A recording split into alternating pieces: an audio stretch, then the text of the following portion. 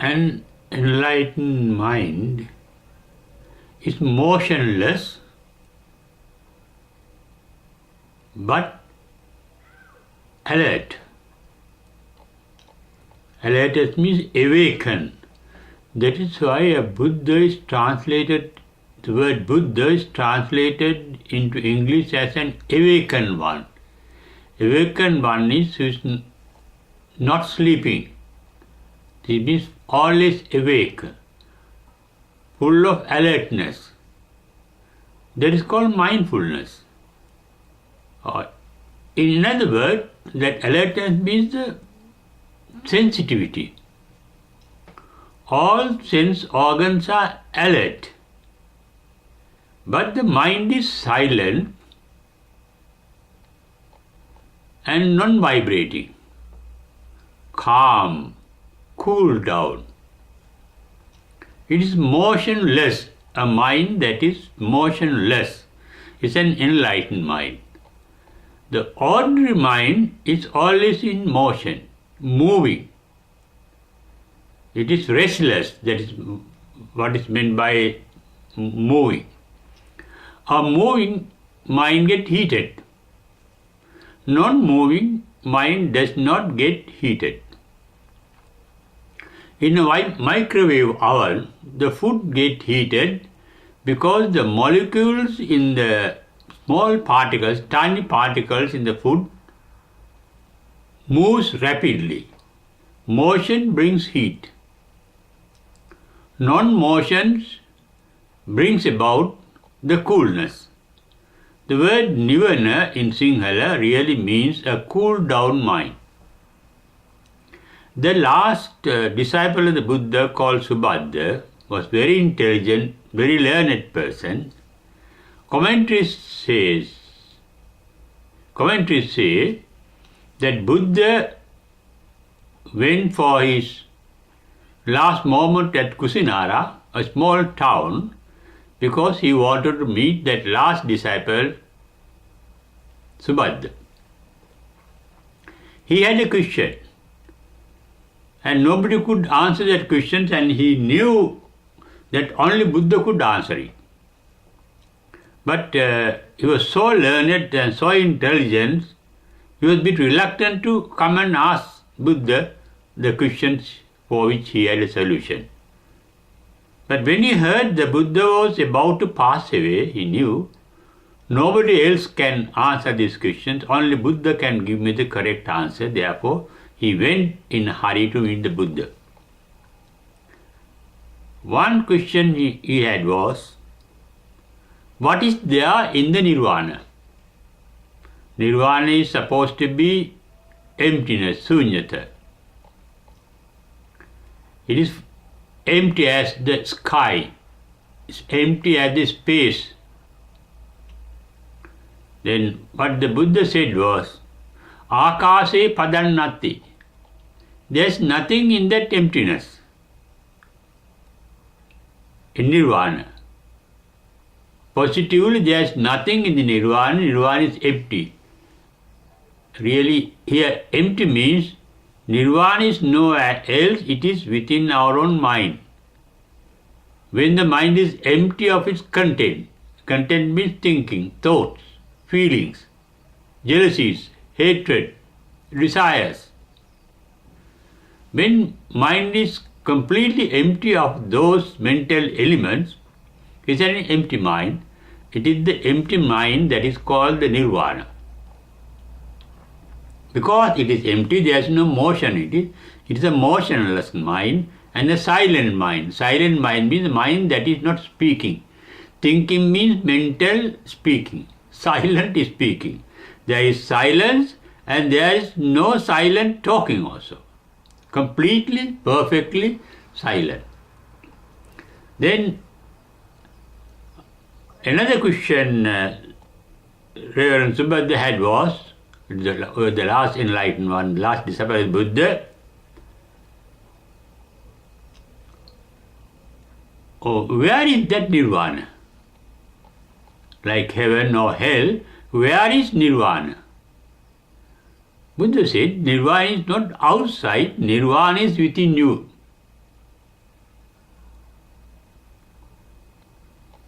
Samano natti bahire. Samana means an enlightened mind. A mind in harmony with the nature. Perfectly in harmony with the nature. No conflict. A mind that has become part and parcel of the nature. And that harmonious mind, that silent mind, that cool down mind, that blissful mind is the Nirvana. And that is not outside you, samano natti bahire. And in that there is nothingness except the emptiness, empty of the content. Akase padannati. That silent mind is free of thinking. Thinking brings about motion, vibration. Thinking is a form of electromagnetic vibration. In fact, electro power vibrates with the magnetic power. In the enlightened mind, there is only the electro power, but not the magnetic power. Magnetic means no attraction, then no power to attract, no power to repulse. Repulsion, in one pole of the magnet there is attraction, in the opposite pole, in the other pole, there is repulsion.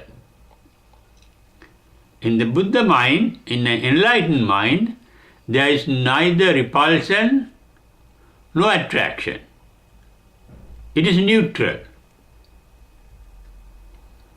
And such a mind is an enlightened mind. And that mind is called in Pali vitaragi, vitadosi, vitamohi. Vitaragi means there is no attachment in it. Vitadosi means there is no resentment in it. That means it can take things as they are without any conflict through attachment or resentment.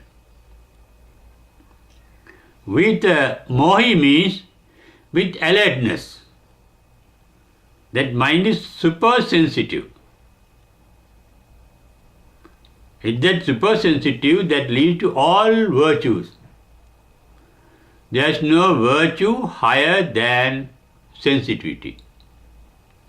If you are sensitive, you can harm nobody. You are benevolent. You are kind-hearted. And you are virtuous. All virtues are based on sensitivity. And a Buddha mind is a very sensitive mind. And Buddha's life story shows how sensitive was the Buddha wherever he was. And such a mind, being alert, means full of attention. Attention means full of love. That love is altruistic love, not the self-motived, self-centered love. Super benevolence, divine benevolence, expecting nothing in return like the nature. It has become part and parcel of the nature, as I mentioned earlier. A mind, enlightened mind, is a mind that has become part and parcel of the nature, so that it is in complete harmony, and that harmony is called samana. Samano natti bahire means that type of harmony can be found only in one's own mind, within oneself. And such a mind is completely alert. That is the main virtue of an enlightened mind. And basic nature of that mind is, it is motionless. Moving. Moving takes time. Moving needs space. Space to move sideways, to the left and to the right. Space to move upward and downward. Horizontally, upward and downward. Vertically, to the left and to the right. Back and forward, that is it. To move back and forward. Those are the three dimensions of all matter all items of matter in our universe. And unit needs some space. Even I myself need space to be here. Everybody needs space to be in this particular world. That space can be measured in length, breadth and height. As there is nothing in the Nirvana, as there is emptiness, there is nothing that can be measured. It is free from mana. Mana means measurement. No measurement is possible in Nirvana. Immeasurable. Nirvana is immeasurable.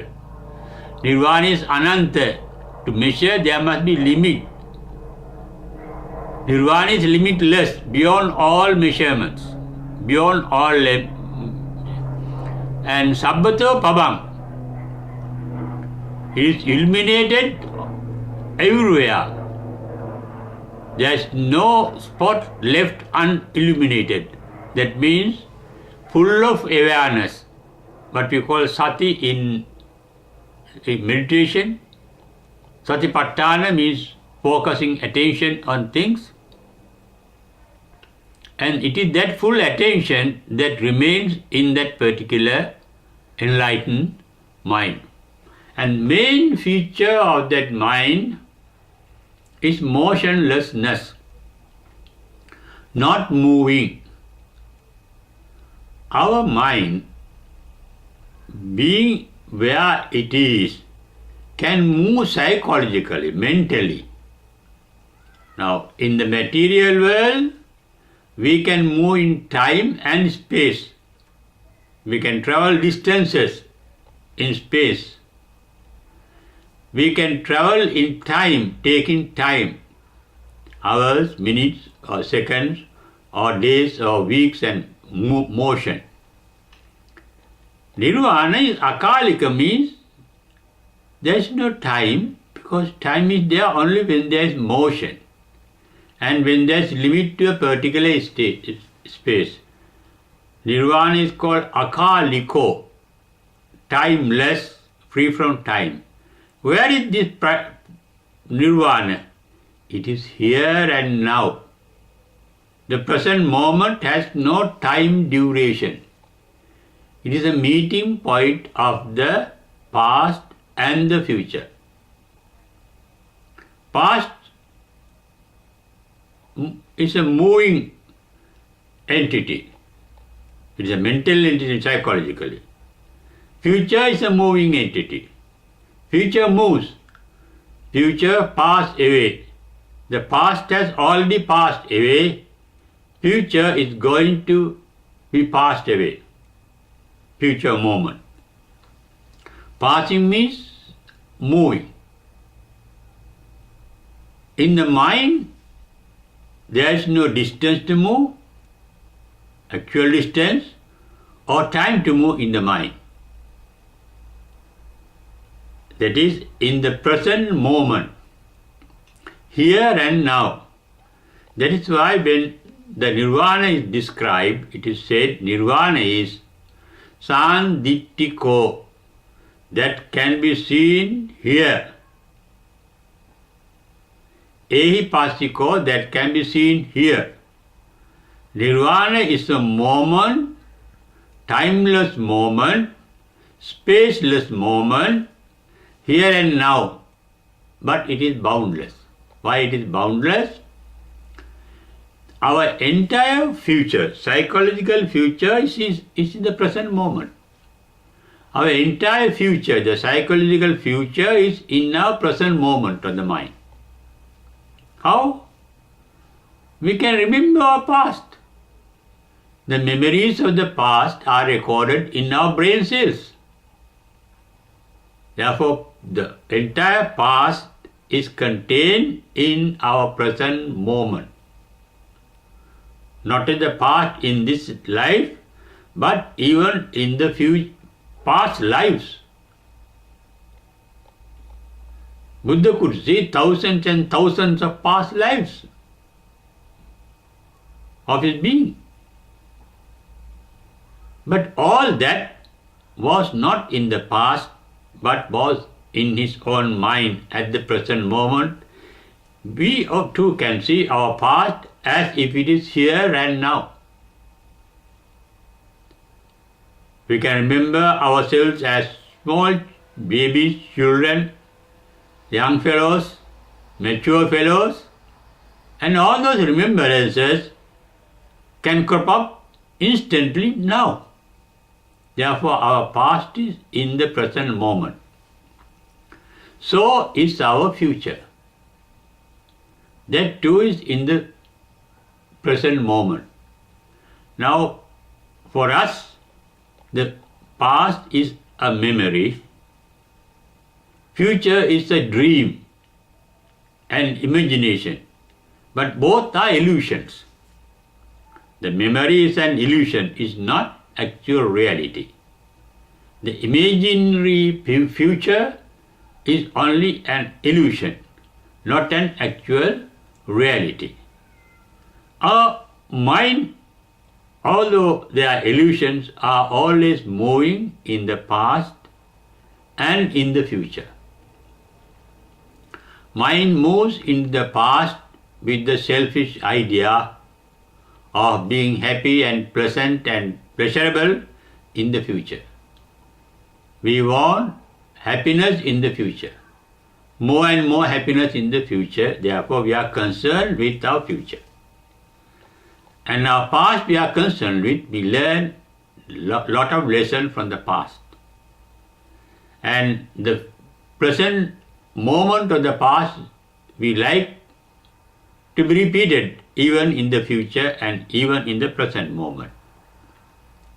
Our thinking is always based on our past memories. To think we need words. Words we have learned in the past. We think of things with our past experience.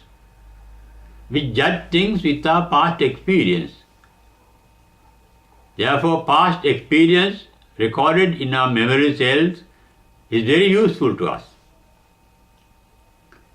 And future plans useful to us. To lead the successful worldly life, we have to move our mind both into the past and into the future. We must plan for the future. Anything, not only building a house, doing anything, we must have a future plan to make it successful. That plan we have to make with the help of our memories of our past. And learning that we had in the past, they are retained in our memory cells, they are very useful to us. Our knowledge is of the past. That knowledge is very useful to us. We have to move our mind into the past as well as into the future to lead the successful material life in this world, to lead the worldly life. Now we are not dealing with the success of the worldly life, but the spiritual life, non-worldly life, free from this world. Our entire world, according to Buddha, according to the Rohitassa Sutta, is within our own 1 fathom body. Our body that is about 6 feet in height. It is within that body, because our memories are in our brain cells, in our heart cells, in our blood cells, in all our organs. We have an eye, not the outside eye, but an inner eye, where we can see things of the past. We have an inner eye, ear, inner nose, inner tongue, inner touch of the skin, feeling. Therefore, all organs, both physical and mental organs, are within us. And that is why Buddha said, Vyamatta kalebere panyapemi lokancha. Our world is within us. And it is a world made mentally. It is not an actual world. We don't know the actual world outside us. Our eyes are not capable of seeing each and everything. Our sight has a limit. Our hearing has a limit. Our smell has a limit. Our tasting has a limit. The feeling of our skin has a particular limit. Our mental capacities have a limit. Our knowledge, remembrances, they are limited. Therefore, with that limited experience, we have built up a limited world. And that is not a real world.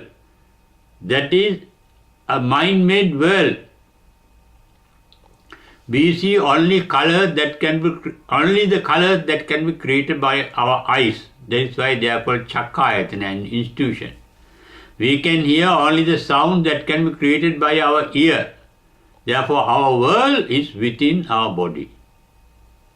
Enlightenment means freeing ourselves from the attachment to that particular world, thinking that it is mine and that is myself.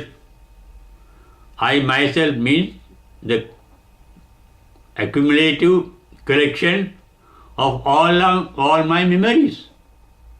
Nothing. I lived in such and such a country, I led a such and such childish life. They are not here. I studied in such a school or such a university. I had such parents, relatives, friends, associates. They are only remembrances. They are not realities. They are only mind-made. Therefore, our entire world actually is a mind-made world. And we hold on to that world saying, this is I myself and this is my world. Once we are enlightened, there is no there is no I as a reality. Netam mama. The enlightened monks, they go to the Buddha and say, we realize, Netam mama, that is not, nothing is mine. Neso hamasmi, I am nobody. I am not my body, I am not my form, I am not my feeling, Vedana. I am not my sensation, recognitions, sanya. I am not my thinking, I am not my thought. When we are angry in meditation, you know there is anger, but you realize I am not anger. They crop up, they are born to decay and die. Nothing is permanent. I can hold on to nothing within myself. But thinking my memory is myself, we hold on to that particular memory. The motionless mind of an enlightened one holds on to nothing. Therefore, that mind is not perturbed, disturbed, moved by worldly vicissitudes. Puttasa loka dhammehi chittang yasana kampati. Therefore, asokam, no worries. Asokam virajam, no attachment. Kemam, it is fearless, no fear. Ready to die at any moment. That's why it is said in the Sariputta Gatha, Reverend or Sariputta said, Nabi Nandami Jivitam. I am not attached to this life. Nami Nandami Maranam. No am I attached to my death. Let it happen. I am not worried about it. I am not concerned with my present life or my death. He had sicknesses, especially some stomach problem, throughout his life, as far as he could remember. Even Buddha had backache throughout his life, headache throughout his life. But he did not want to discard that particular sick body, because they have neither attachment nor resentment. They are not attached to the body. They do not resentment the problems and the faults of that particular body. When we are attached to something, that means we live not only in the present moment, but in the future too, with the past experience. We like something through past experience. Past experience retains the tendencies of the past experience to be attached to something is called kama chanda. It's a mental capacity, a latent mental capacity. That capacity has a particular image of something that is pleasant. When something crops up close to that image, you get attached to. You get really attached to certain things that you have associated earlier and get repeated in a similar form in the present too. You may get a young boy may get attached to a young girl may get attached to a young boy, parents get attached to children get attached to parents, and so on. Friends to friends we get attached to, because they are the choice. Everybody has a choice. Choice means a selection from out of what is not pleasant to us. We have selection of the things that are pleasant to us. Choice. That tendency. That tendency has come to us from our past lives. From our past. Even from this life. It may be a habit. You become habitually attached to drinks, habitually attached to drugs, habitually attached to sex, attachments. We get attached to things, expecting it also to continue even in the future. Not only love, I want more and more. You get attached to me. I want to have it. Then there comes up the greed. Therefore, attachment is time generated. It is related to the psychological past. It is related to the psychological future. So is resentment. We dislike certain things through our past experience. That is how that we have come to the conclusion, this one, such a person is bad, such and such a thing is bad. It may be food, it may be people, it may be colors, it may be things that you use, it may be even clothes, anything. We dislike through our past experience. Things that are the present, we dislike through past experience, and from the past experience, that mind, attention of the mind of the thing of the present goes into the future. And it no more lives in the present moment. It has vanished from the present moment into the dead past. Not in the dead past, I want to get rid of this. That is not now, next moment, that is future. Immediately after this, I want to get rid of somebody, something. Therefore, our thinking is a movement. Mind is always full of motions. Motions, not emotions. Motions mean moving, vibrations, going up and down and vibrating. Vibrating, expecting pleasure. We want the pleasure of our life. To please ourselves, our mind is always running after pleasure. Running after pleasure means a mental movement. Thinking is a mental movement.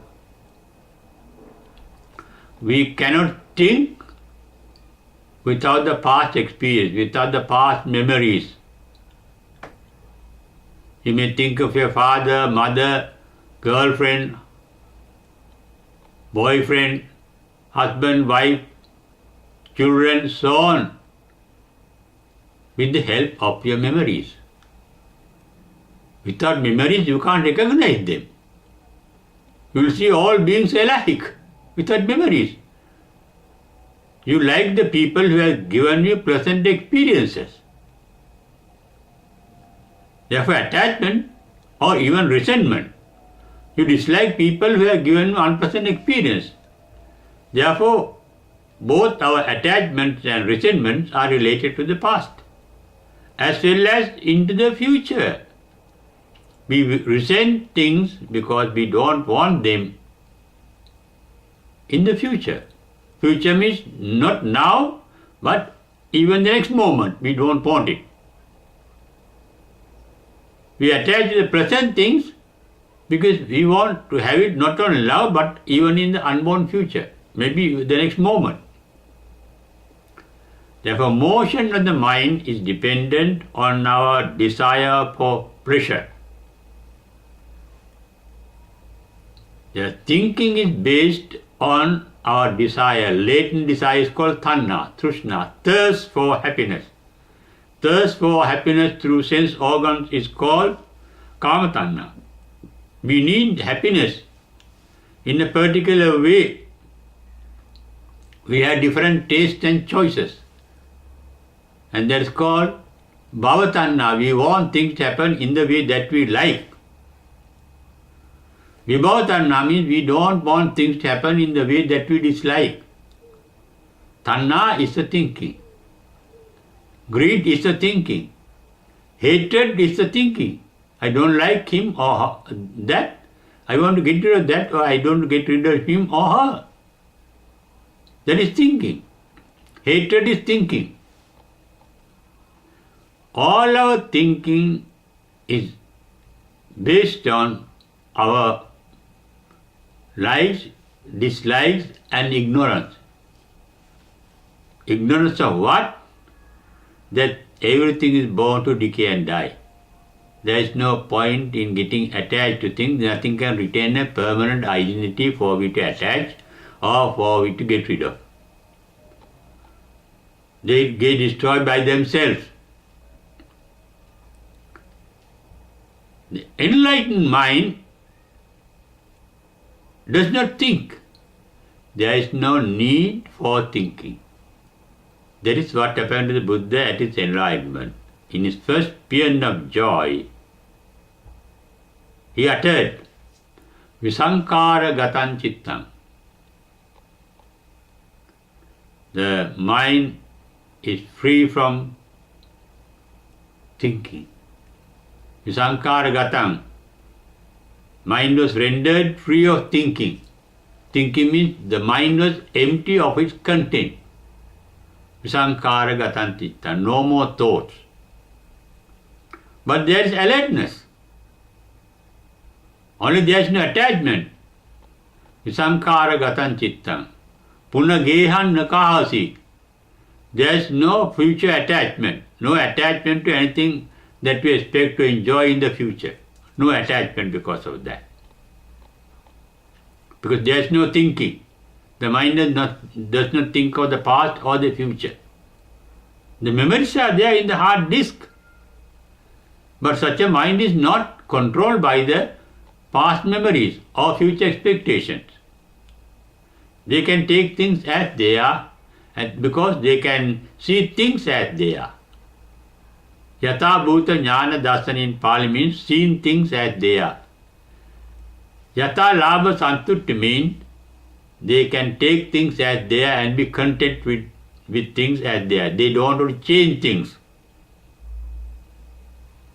according to their fancies, according to their choice, because they have no more choices, no more kamachanda, nirvana, no more vyapada nirvana, no resentment, no latent tendencies for resenting,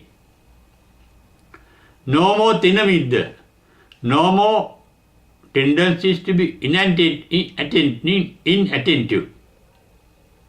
The mind is always alert. It's called Jagarayana Yoga. It is always awakened. It does not sleep. That means full of sensitivity. And full of sensitivity is full of virtue. Kind-hearted, benevolent. No ill will. The mind is there, without any motion, taking things as they are.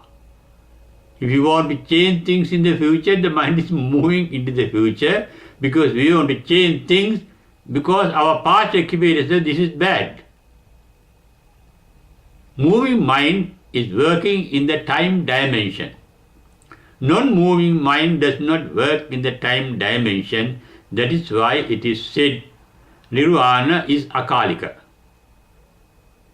timeless. And ananta means it is boundless, no space. Sabbato pabam means full of alertness. Anything can be grasped and experienced at the moment. Not in the future, not in the past, here and now, because both the past and the future are in the present moment. Because past is a memory, future is a dream. Therefore, past memory is here now, the past future dream is here now. And that type of mentality can be called akalika, because that is the nature of an empty mind called an enlightened mind. And so such a mind is full of bliss. Why? No resentment, no attachment, no thinking, and full of alertness. Why such a mind is alert? That mind is not wasting its energy. It is free from the abuse or misuse of energy, free from the excess of energy. It is only in the limit that is required the energy is working. In the particular limit, Vinaya means it is according to the particular order, natural order, without wasting energy. Energy is used only for being sensitive, only for sensation. Sanya Vedaita, only to know what is sensed, only for stimulation of sense organ through external objects, sensations of those objects, there is cognition of that objects, and the memories for the recognition of those objects. Those are the basic need of a mind for its existence.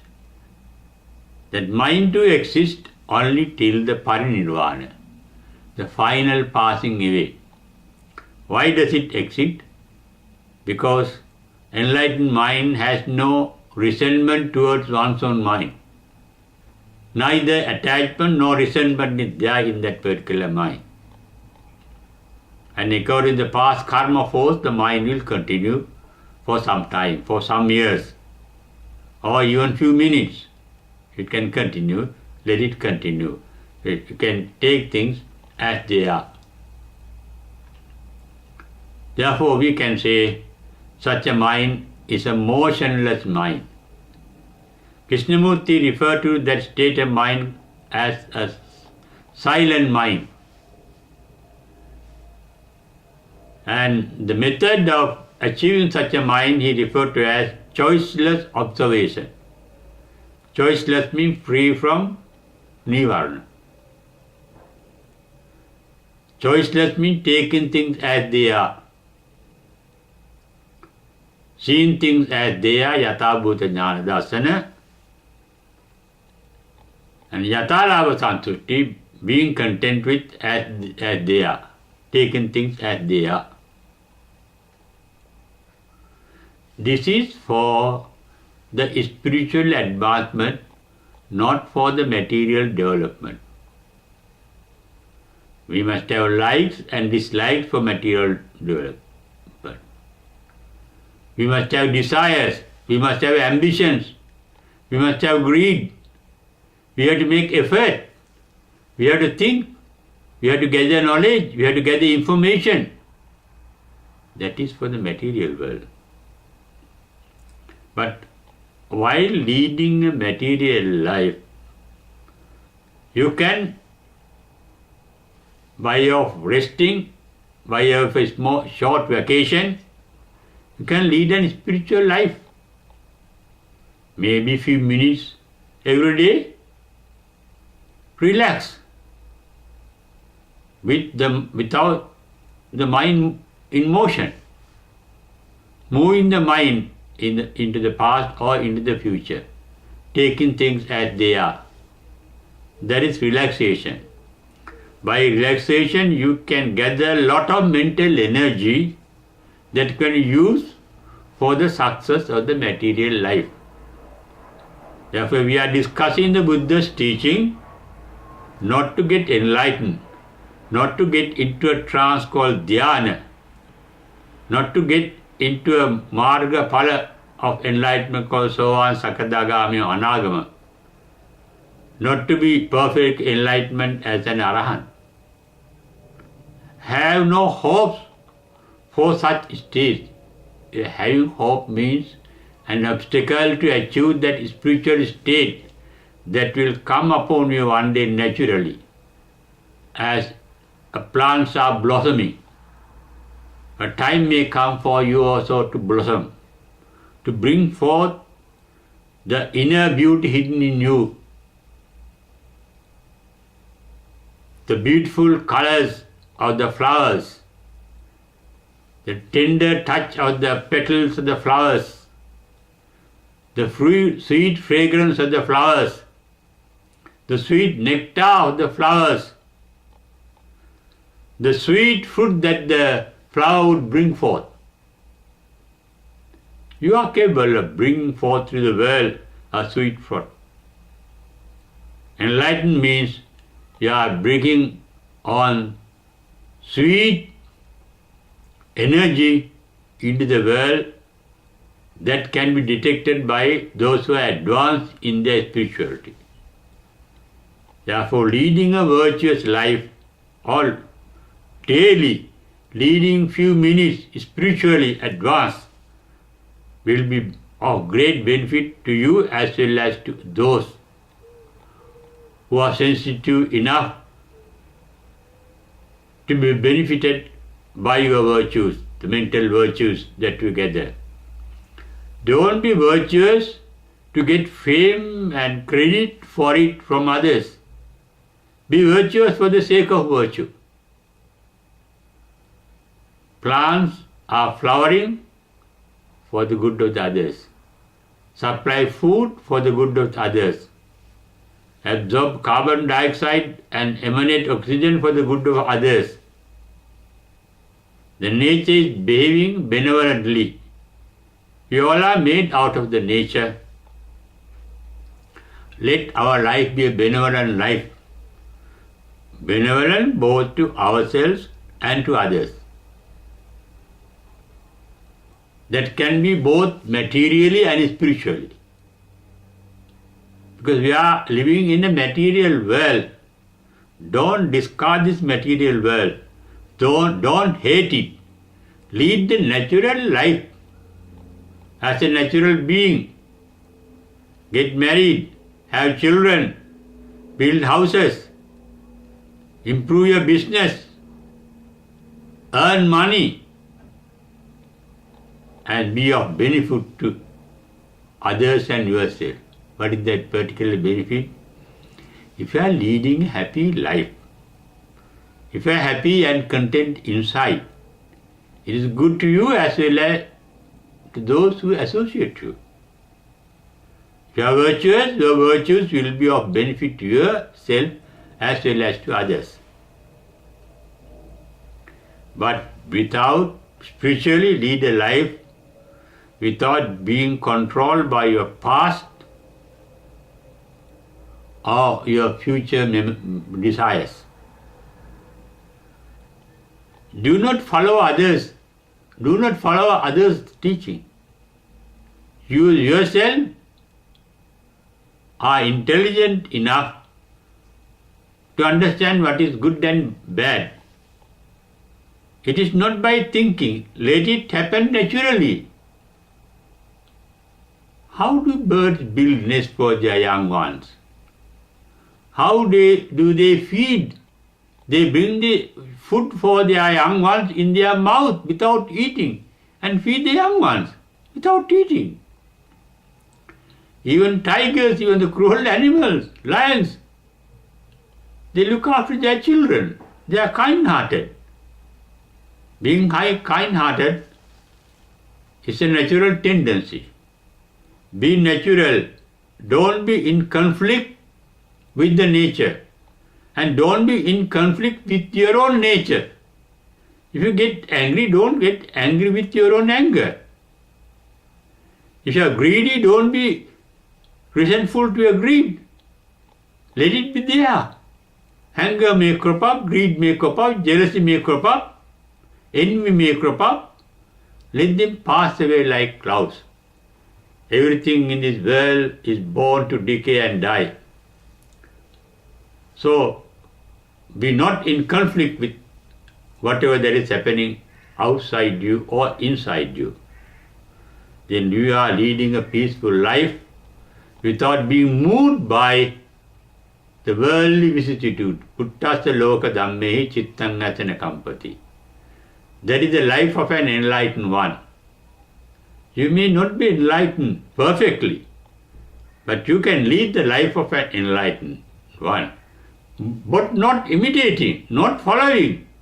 Let it come to you naturally. It is the nature, if you have a full trust, that will enlighten you one day. Nobody else can enlighten you but your own nature. Nature means not the nature outside only. Your own nature can enlighten you one day.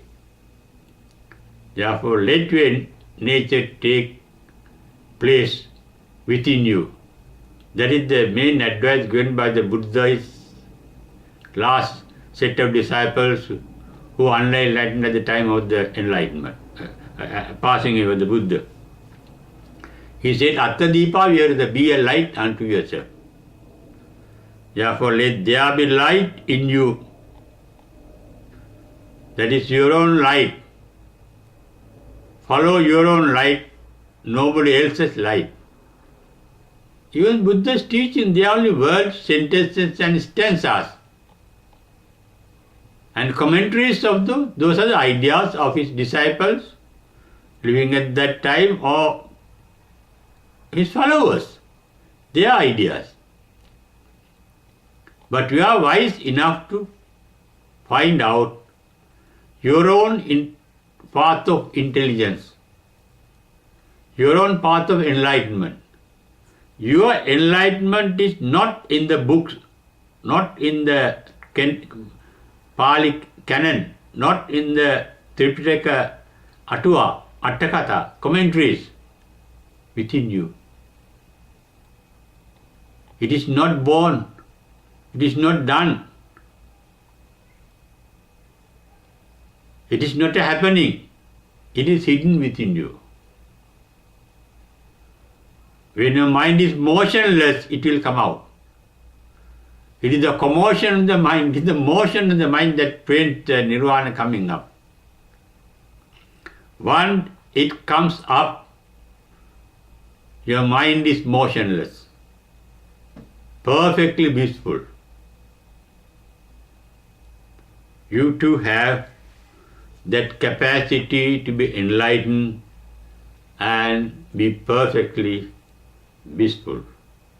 But you must have the intelligence and the sensitivity to realize this.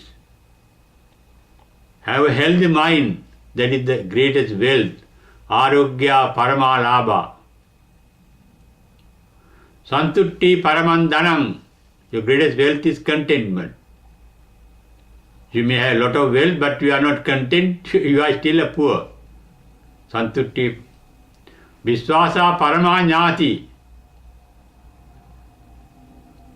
That means your self-reliance, self-trust, viswasa. Trust, have trust in yourself, your own nature. Your inner nature is an enlightened nature. It is already enlightened. It is not a, enlightenment is not a thing. It is a sanatana dhamma. It is an eternal phenomenon, enlightenment. It is within you. Nibbānam paramam sukham. Nibbana is not outside. That is what Buddha said.